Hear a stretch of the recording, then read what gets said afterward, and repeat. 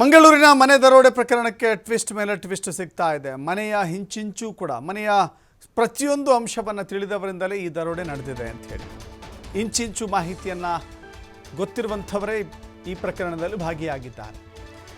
ಎಲ್ಲೆಲ್ಲಿ CC camera ಇದೆ ಅನ್ನೋದನ್ನು ತಿಳಿದುಕೊಂಡೇ ಕೃತ್ಯವನ್ನು ಎಸಗಿದ್ದಾರೆ. 14 ಸಿಸಿ ಕ್ಯಾಮೆರಾಗಳಲ್ಲೂ ಕೂಡ ಕಳ್ಳರ ಕೈ ಚಳಕ ಸೆರೆಯಾಗಿಲ್ಲ. ಅರ್ಥ ಮಾಡ್ಕೊಳ್ಳಿ, 14 CCTVಗಳನ್ನು ಹೆಂಗೆ ಕಣ್ತಪ್ಪಿಸಿದ್ದಾರೆ ಅಂತ.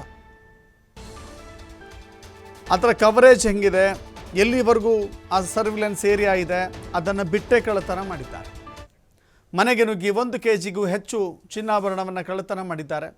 ಮಂಗಳೂರು ಹೊರವಲಯದ ಪೆರ್ಮುದೆ ಎಂಬಲ್ಲಿ ಈ ಘಟನೆ ಸಂಭವಿಸಿದೆ. ಮಂಗಳೂರು ಹೊರವಲಯದ ಬಜ್ಪೆ ಸಮೀಪದ ಪೆರ್ಮುದೆ ಇದು. ಪ್ರವೀಣ್ ಪಿಂಟೋ ಎಂಬುವರ ಮನೆಯಲ್ಲಿ ನಡೆದಿರುವಂಥ ಕಳ್ಳತನ ಇದು.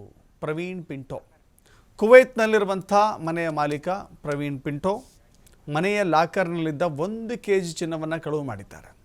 ಮನೆಯಲ್ಲಿ 14 CC ಕ್ಯಾಮ್ರಾಗಳಿದೆ ನೋಡಿ. 14 CC ಕ್ಯಾಮ್ರಾ ಒಂದು ಮನೆಗಿದೆ.